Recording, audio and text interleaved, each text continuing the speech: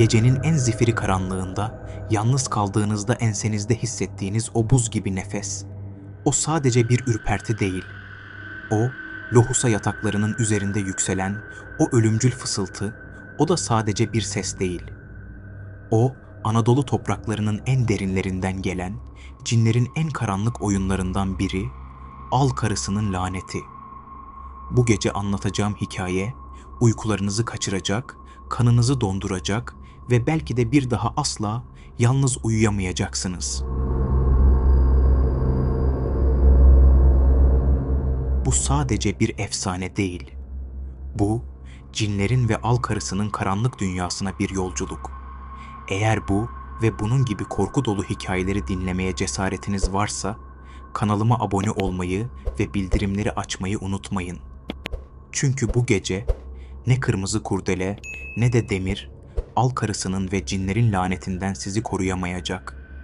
Anadolu topraklarının karanlık ve ücra köşelerinde nesilden nesile aktarılan, dinleyenlerin kanını donduran, iliklerine kadar işleyen bir fısıltı dolaşır.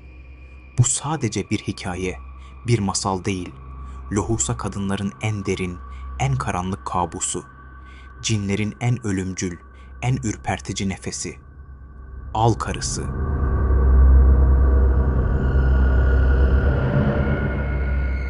Gecenin zifiri karanlığında yeni doğmuş bebeğin ilk çığlıkları ve savunmasız bir annenin çaresiz fısıltıları arasında, yaşamla ölüm arasındaki o incecik, görünmez çizgide bir gölge belirir. Bu gölge ne tam olarak canlı ne de ölüdür, iki dünya arasında sıkışmış sonsuz bir lanetin taşıyıcısıdır.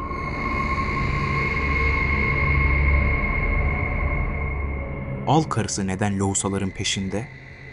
Al Karısı kurbanlarını rastgele seçmez. Onun avı doğumun hassas eşiğinde hem fiziksel hem de ruhsal olarak en savunmasız anlarında olan kadınlar ve yeni doğmuş bebeklerdir. Anadolu'nun kadim inançlarına göre lohusalık dönemi, dünya ile öteki dünya arasındaki perdenin en ince olduğu zamandır. Cinler ve kötü ruhlar bu incecik perdeden kolayca geçebilirler. Lohusa kadının bedeni, doğumun ardından zayıf düşmüş, ruhu ise yeni bir canlının dünyaya gelişiyle açılan enerji akışlarına karşı daha geçirgen hale gelmiştir. İşte Al Karısı bu karanlık diyardan, o incecik perdenin ötesinden gelir ve annenin ve bebeğin yaşam enerjisini, o taze, yeni doğmuş ruhun ışıltısını emer. Bu, onun için bir besin kaynağıdır, karanlık varlığının devamlılığını sağlayan bir güçtür.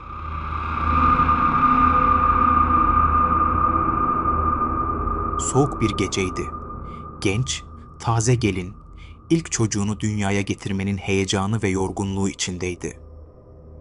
Lohusalık dönemi başlamış, bedeni ve ruhu doğumun zorlu sürecinden sonra dinlenmeye çekilmişti.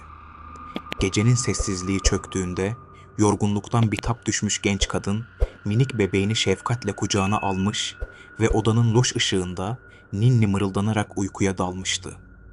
Odanın köşelerinde titrek mum alevinin yarattığı gölgeler dans ediyordu. Dışarıda ise rüzgarın uğultusu ve uzak köpek havlamaları duyuluyordu. Ancak o gece köyün üzerine çöken karanlık her zamankinden daha yoğun, daha tehditkardı. Sanki havada görünmez bir tehlikenin varlığı hissediliyordu. Gece yarısı sessizliği ürkütücü bir ağırlıkla çöktü ve sabah olduğunda günün ilk ışıkları lohusa odasının penceresinden içeri süzülürken odaya giren komşuları korkunç bir manzarayla karşılaştılar. Genç kadın yatağında cansız bir şekilde yatıyordu. Gözleri sonuna kadar açılmış, donuk bakışları tavana sabitlenmişti. Dudakları ise son bir çığlık atmış gibi korkudan titremiş morarmıştı. Yüzünde tarifsiz bir dehşet ifadesi vardı. Sanki son anlarında en korkunç kabusunu yaşamıştı.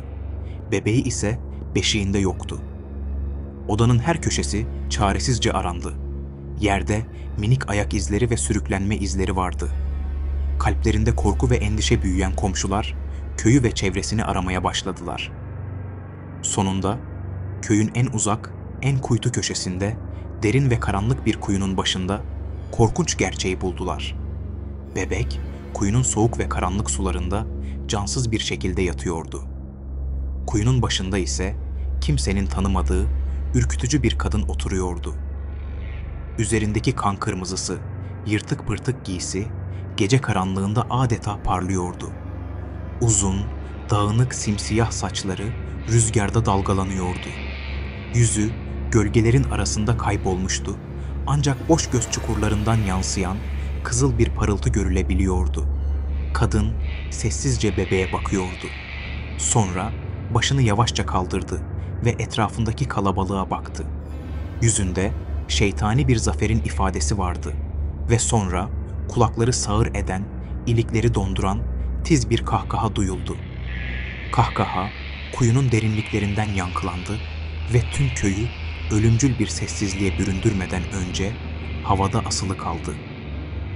Kadın, üzerindeki kırmızı giysi ve yere kadar uzanan, rüzgarda savrulan saçlarıyla bir anda gözden kayboldu. Sanki toprak yarıldı ve onu yuttu.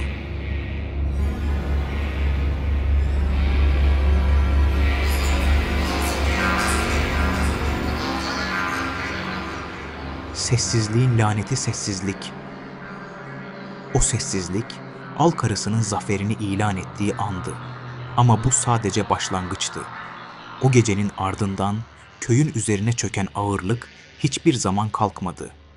Kaybolan bebeğin o iç parçalayan çığlıkları sanki kuyunun derinliklerinden yankılanmaya devam ediyor gibiydi. Her gece, aynı saatte, aynı tiz çığlık. Sanki al karısı, avının acısını sonsuza dek hatırlatmak, köyü sonsuz bir korkuya mahkum etmek ister gibiydi. Köyün sakinleri, o korkunç olaydan sonra lohusa kadınların odalarının önünde gece gündüz nöbet tutmaya başladılar. Ellerinde, atalarından kalma inançlara göre kötü ruhları uzaklaştıran demir parçaları, dillerinde ise koruyucu dualar vardı. Ancak al karısı, demirden ve dualardan korkmuyordu. O, inancın ve umudun bittiği, korkunun ve çaresizliğin hüküm sürdüğü yerde, karanlığın en derin, en ücra köşesinde hüküm sürüyordu. O, insanlığın en derin korkularından besleniyordu. Kabusların kadını, al karısının tüyler ürperten görünüşü, saatler gece yarısını çoktan geçtiğinde, köyün en ücra köşesindeki bir evin lohusa odasının kapısı, paslı menteşeleri üzerinde ölümcül bir fısıltıyla sessizce aralanır. Dışarıdan gelen buz gibi soğuk hava, odaya yılan gibi süzülür, lohusa yatağının üzerindeki titrek mum alevini titreştirir. Al karısının ayak sesleri duyulmaz, sanki havada süzülüyormuş gibi. Ancak varlığı odanın her köşesinde, kemiklerde hissedilir. Odanın sıcaklığı bir anda bıçak gibi kesilir. Lohusa kadının ensesinde buzdan bir el gezinir gibi ürpertici, ilik donduran bir soğukluk yayılır. Titrek mum ışığında odanın en karanlık köşesinden uzun, yağlı, keçeleşmiş, yerlerde sürüklenen, simsiyah saçlarıyla bir silüet yavaşça belirir. Saçları sanki 1000 yıllık bir mezardan yeni çıkmış gibi rutubet, toprak ve çürümüş yaprakların keskin bir kokusunu taşır. Yüzü, yüzyıllardır çürüyen, topraktan yeni çıkmış bir cesedi andırır.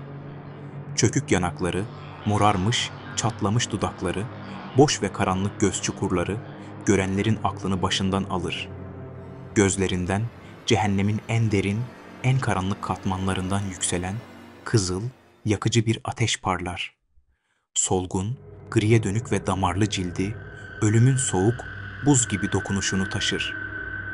Derisinin altındaki damarlarında normal kan değil, sanki siyah bir zehir, şeytani bir yaşam belirtisi, sonsuz bir lanetin mührü gibi akar. Pençe gibi uzun, kemikli, incecik parmakları, paslı bir bıçağın keskinliğindeki sivri ve kirli tırnaklarıyla titrek bir şekilde uzanır. Bazen elinde geçmiş ölümlerin yankılarını, acı çığlıklarını ve kayıp ruhların fısıltılarını taşıyan paslı, kanlı ve eski bir makas tutar. Bu makasla lohusa kadınların nefesini keser, yaşam enerjilerini, ruhlarını çalar. Ancak en korkunç, en dehşet verici olan, kulakları sağır eden, ilikleri donduran, ruhu derinden sarsan kahkahasıdır. Yüksek, tiz ve delirtici bir çığlık gibi odanın içinde, evin duvarlarında, hatta tüm köyde yankılanır. Bu kahkaha sadece kulakları değil, ruhun en derin, en savunmasız köşelerini de yırtar, insanı deliliğin eşiğine, sonsuz bir karanlığa sürükler.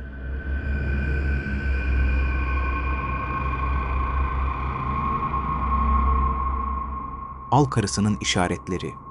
Onun gelişi nasıl anlaşılır? Al karısının gelişi sessiz, ürkütücü bir fırtına gibidir. Dışarıdan bakıldığında hiçbir şey fark edilmez. Hayat normal akışında devam eder. Ancak dikkatli gözler ve hassas kulaklar bu dehşet verici varlığın yaklaştığını, etrafı saran o ince, görünmez korku perdesini hissedebilir. Tavan arasından gelen tek bir tıkırtı, sanki bir şeyin sürükleniyormuş gibi sesi, yatak başucunda aniden beliren, titrek, şekilsiz bir gölge, ansızın sönen, odayı zifiri karanlığa boğan mum alevi. Bunlar, yaklaşan felaketin sessiz, ürkütücü habercileridir. Bazı köylerde, yaşlı ninelerin anlattığı ürkütücü, kulaktan kulağa yayılan hikayelere göre, al karısının geleceği o uğursuz gece, lohusa kadının odasındaki aynalar, sanki içlerine sonsuz bir karanlık, dipsiz bir kuyu hapsolmuş gibi kararır. Yüzeyleri buz gibi soğur ve yansıttıkları görüntü çarpık ve ürkütücü hale gelir.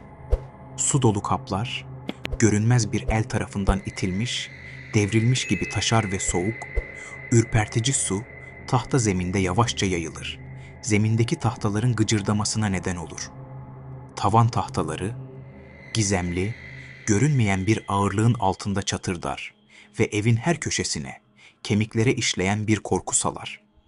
Ama en korkuncu, en dehşet verici olan, al karısının varlığıyla birlikte, evdeki herkesin, tüm ailenin aynı, kabus gibi rüyayı görmesidir.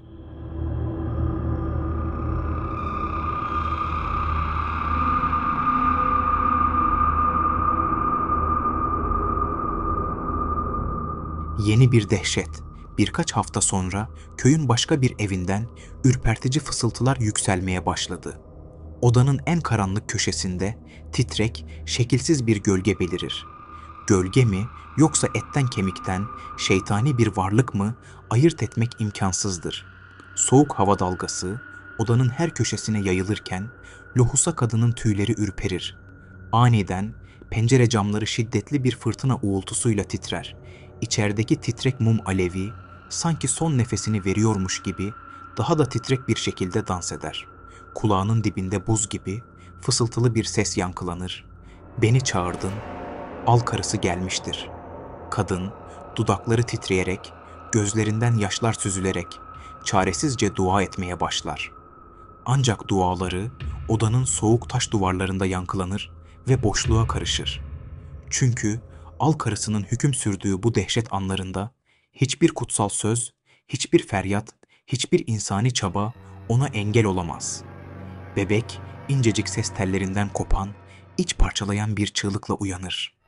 Ağlayışı kısa sürede boğuk bir hırıltıya, ardından da ürkütücü kemik donduran bir sessizliğe dönüşür. Bu sessizlik, al karısının şeytani, sonsuz zaferinin ilanıdır. Yine Anadolu'nun uzak bir köyünde, günün birinde yeni doğum yapmış bir anne, minik bebeğini şefkatle emzirirken odanın en karanlık köşesinde titrek, şekilsiz bir karartı hissetti. Buz gibi, ilik donduran bir nefes çıplak ensesinde dolaştı. Kadın ürpertiyle irkildi ve yavaşça, titrek bir şekilde başını çevirdi. Odanın köşesinde, loş mum ışığında, uzun, dağınık saçlı, solgun, bembeyaz yüzlü bir silüet gördü. Gözleri karanlıkta parlıyordu. Al karısı yine gelmişti. Bu sefer kadın daha hazırlıklıydı. Yatağının başucuna atalarından kalan bir emanet olan eski bir Kur'an-ı Kerim koymuştu ve sürekli içten dualar ediyordu. Al karısı yaklaştıkça odadaki hava daha da soğudu.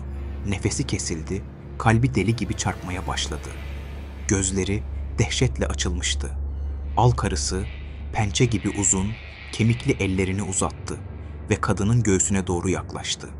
Tam o sırada kadının dudaklarından Kur'an-ı Kerim'den yüksek, titrek bir ayet sesi yükseldi. Al karısı bir an duraksadı. Yüzünde tarifsiz bir acı, ızdırap belirdi. Ama bu sadece bir an sürdü. Şeytani, kulakları sağır eden bir kahkaha attı ve kadının titrek elleriyle sımsıkı tuttuğu Kur'an'ı yere sertçe fırlattı. Kutsal kitap odanın soğuk zeminine düştü, açıldı ve sayfaları görünmez bir rüzgar tarafından savruldu.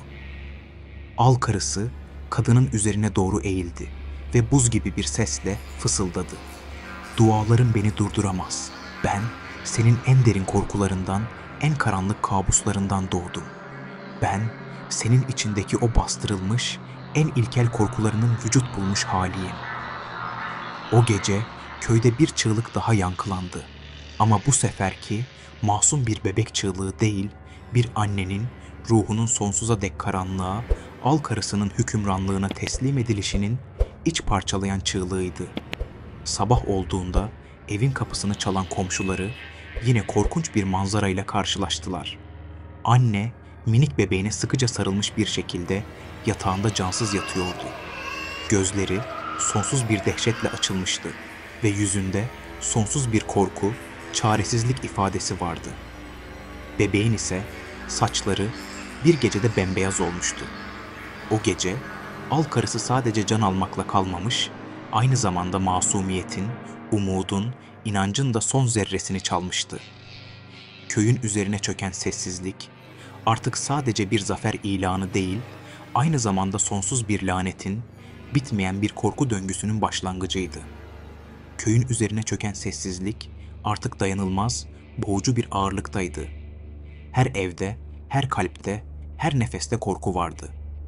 Al karısı adeta görünmez bir gölge gibi köyün üzerinde dolaşıyor, yeni avlar arıyordu.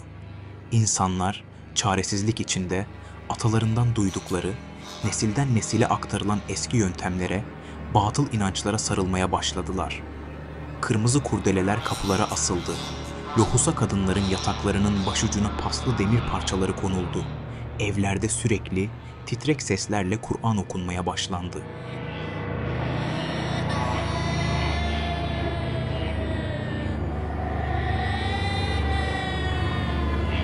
Al karısından korunma yolları ve Ayşe ninenin bilgeliği köyün bilge kadını Ayşe nine, lohusa kadınların ve yeni annelerin korkularını dindirmek, onları bu karanlık tehditten korumak için atalarından kalma bilgeliği aktarmaya karar verdi. Köy meydanında toplanan kalabalığa titrek sesiyle Al karısı efsanesinin derinliklerini ve ondan korunma yollarını anlattı. Al karısı, dedi Ayşe nine, sadece karanlık bir varlık, bir cin değil, aynı zamanda bir sınavdır. İmanın, sabrın, umudun sınavı. Onu yenecek olan demir değil, yürekteki sarsılmaz imandır. Onu uzaklaştıracak olan sadece dillerden dökülen duaların yankısı değil, kalpten, en derinlerden gelen samimi bir yakarıştır. Ayşe nine, al karısından korunmak için nesillerdir bilinen ve uygulanan yöntemleri tek tek açıkladı. Kırmızı kurdele, kırmızı renk, dedi Ayşe nine. Kanın, yaşamın ve doğurganlığın sembolüdür. Al karısının kıskanç, kötücül nazarına karşı koruyucu olduğuna inanılır. Lohusa kadının başına, yatağına, beşiğine veya odasının kapısına nazarı uzak tutmak için kırmızı bir kurdele bağlanır. Kırmızı kurdelenin aynı zamanda lohusa kadının ve bebeğin kan kaybettiği doğum sonrası dönemi simgelediği ve bu nedenle al karısının dikkatini dağıtır. Demir, demir diye devam etti Ayşe nine, birçok kadim kültürde olduğu gibi bizim kültürümüzde de kötü ruhları, cinleri ve şeytani varlıkları uzaklaştırdığına inanılan kutsal bir maddedir. Lohusa kadının yatağının altına, beşiğinin yanına veya odasının görünmeyen bir köşesine paslı bir demir parçası, bir bıçak veya bir çivi konulabilir. Demir, al karısının odaya girmesini zorlaştırır, onun gücünü kırar. Kur'an-ı Kerim ve dualar. Kutsal kitabımız Kur'an-ı Kerim'i okumak ve dinlemek, dedi Ayşe nine, sesi titrek ama kararlı bir şekilde. En güçlü manevi kalkanlardan biridir. Lohusa kadının odasında sürekli olarak Kur'an okunması veya dinlenmesi meleklerin rahmetini celbeder ve kötü ruhları uzaklaştırır. Özellikle Felak ve Nas sureleri gibi koruyucu duaların okunması, al karısının odaya yaklaşmasını engeller, onun kötücül etkisini zayıflatır. Yalnız bırakmama. Lohusa kadının ve yeni doğmuş bebeğin asla yalnız bırakılmaması, sürekli olarak yanında güvendiği birinin, bir yakınının bulunması çok önemlidir, diye vurguladı Ayşe Nine. Al karısı, savunmasız anları kollar. Yanında birinin olması, onu uzak tutar, kadına ve bebeğe moral ve destek verir. Aydınlık ortam. Odanın zifiri karanlık olmaması, loş bir ışıkla aydınlatılması da önemlidir, dedi Ayşe Nine. Karanlık, kötü ruhların ve cinlerin en sevdiği ortamdır. Loş bir ışık onları rahatsız eder ve odaya girmelerini zorlaştırır. Tuz ve sarımsak. Ayşe Nine, bazı bölgelerde lohusa odasının köşelerine tuz serpilmesinin veya sarımsak asılmasının da al karısını uzaklaştırdığına inanıldığını belirtti. Tuzun arındırıcı, sarımsağın ise kötü enerjileri kovucu gücüne inanılır. Ancak Ayşe Nine, en önemli şeyin kalpteki sarsılmaz iman, sabır ve umut olduğunu bir kez daha vurguladı. Korkuya, çaresizliğe teslim olmayın, dedi.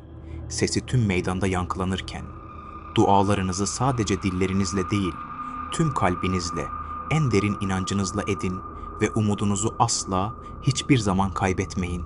Unutmayın ki en karanlık, en uzun gecenin ardından bile mutlaka güneş doğar.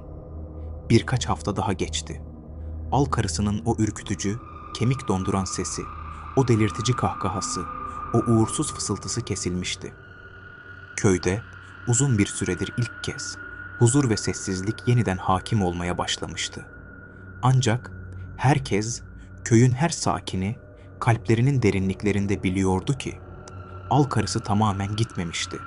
Sadece bir süreliğine sessizliğe bürünmüştü. Çünkü o, korkunun, çaresizliğin, inançsızlığın ve yalnızlığın olduğu her yerde, karanlığın en derin, en ücra köşesinde uygun zamanı bekliyor, yeniden ortaya çıkmak için, avını yeniden bulmak için pusuda bekliyordu. Bu gece dinlediğiniz hikaye, Anadolu topraklarının derinliklerinden gelen bir fısıltı, bir uyarı. Eğer bu ve bunun gibi ürpertici, karanlık hikayeleri dinlemeye cesaretiniz varsa, bilinmeyenin sırlarını, korkunun derinliklerini keşfetmeye meraklıysanız, kanalıma abone olmayı ve bildirimleri açmayı unutmayın. Çünkü karanlık her zaman geri döner ve bir sonraki hikaye belki de sizin en derin korkularınızdan birini anlatır.